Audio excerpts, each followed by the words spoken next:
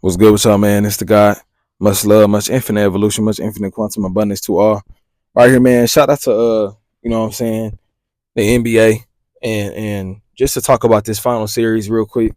Um, at this point, Oklahoma has won the NBA finals in game seven. A dominant victory towards the end, like they started off the season in the regular season. Dominance. And just to talk about this series, man. First off, shout out to all the guys on the Pacers. Much love to Tyrese Halliburton and his family and his team and whatever. You know what I'm saying? I hope they get better. He gonna come back better, gonna come back stronger. But hey, man, shout out to TJ McConnell. Shout out to Thomas Bryant. Shout out to Bradley. Shout out to Ben Shepherd.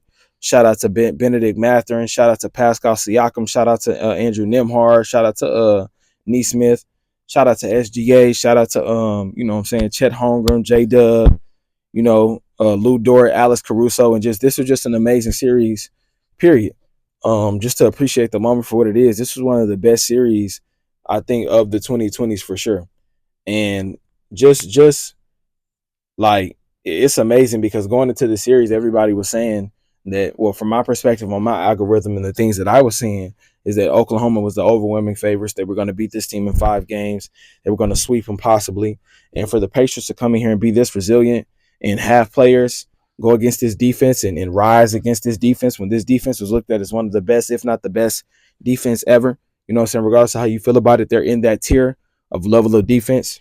Of a defensive team led by a guy like Shai Gilgeous-Alexander. But man, from game 1 to game 7, man, it was electric.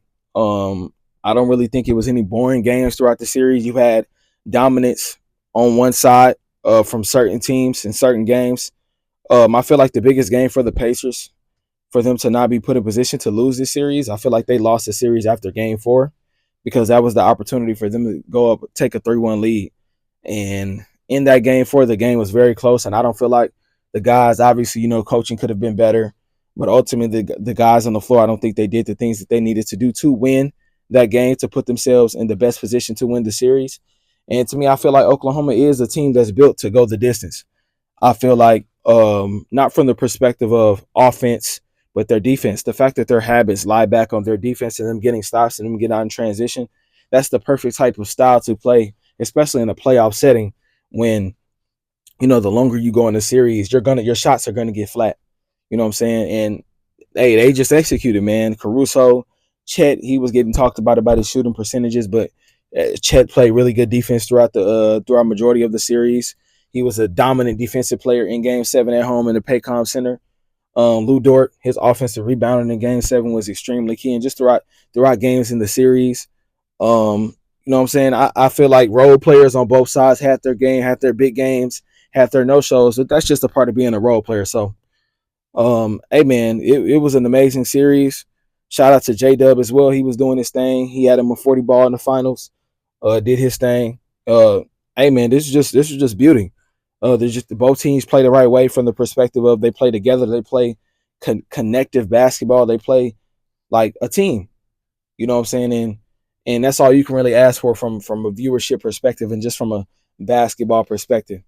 But man, it's just funny because a lot of the times you hear that favorites and a team going into a series, they get an excuse for losing because they weren't the favorite or this team wasn't favored. But we got a team in supposedly the most talented era of basketball ever to push one of the most dominant teams ever in NBA history to 7 games going into the series when they were looked at as a team to get swept. You know what I'm saying? So the perspective on who was favored and who wasn't favored, it's all about what you ultimately do on the court. And when you're in front of these people, what are you doing? And it starts from the head down. You know what I'm saying? And hey, it was just a beauty, bro. This series is a really good series, one of the best series ever, in my opinion, of what I've seen and just of the 2020s period. So much love and appreciation to the champs, Oklahoma City Thunder. This next season gonna be lit. Much love. I appreciate y'all. Much love, much infinite evolution. Love yourself always. Just the God. I'm out. Peace.